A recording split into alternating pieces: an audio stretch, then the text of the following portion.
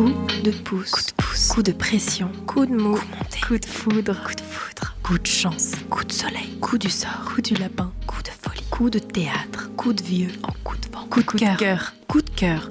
Les coups de cœur littéraires de la librairie Landru par Pascal Farge. La plus secrète mémoire des hommes de Mohamed Boumgar Sarr. Édition Philippe Ray.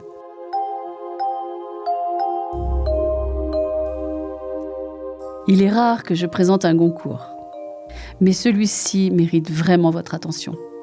Remarquablement écrit, il se lit comme un conte. Tout y est. Des bulles d'histoire, des références littéraires, des références géographiques, des personnages romanesques, et puis ce fil rouge qui nous rend ce livre indispensable. Un jeune écrivain recherche l'auteur et le livre déjà lu mais disparu de Tissi Eliman, le Rimbaud nègre. Son titre, Le labyrinthe de l'inhumain. Il sera accusé de plagiat, il disparaît, l'histoire peut commencer. On parle aussi d'amour, de grandes tragédies. Il devient une enquête formidable, captivant, imaginaire. Tout y est. Vous ne l'avez pas encore lu ? Vous devriez.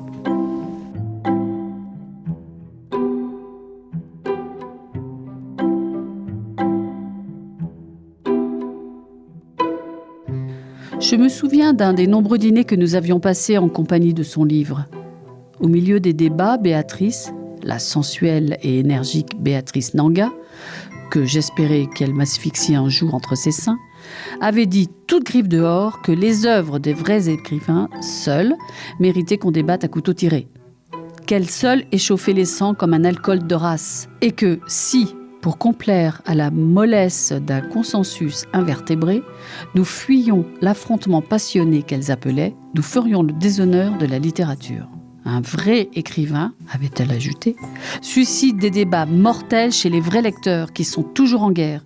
Et si vous n'êtes pas prêt à canner dans l'arène pour remporter sa dépouille, comme au jeu du bouzaski, foutez-moi le camp et allez mourir dans votre pissa tiède que vous prenez pour de la bière supérieure. Vous êtes tout sauf un lecteur, et encore moins un écrivain. J'avais soutenu Béatrice Nanga dans sa charge flamboyante.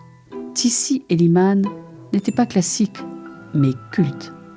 Le mythe littéraire est une table de jeu. Eliman s'y était assis et avait abattu les 3 puissants atouts qu'on eût pu disposer.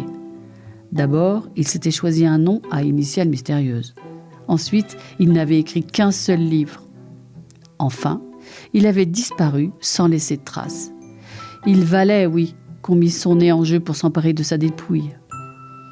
Si on pouvait douter qu'il réellement existait à une époque un homme appelé Tissi Eliman, ou se demander si ce n'était pas là le pseudonyme qu'un auteur s'était inventé pour se jouer du milieu littéraire ou s'en sauver, nul en revanche ne pouvait mettre en doute la puissante vérité de son livre.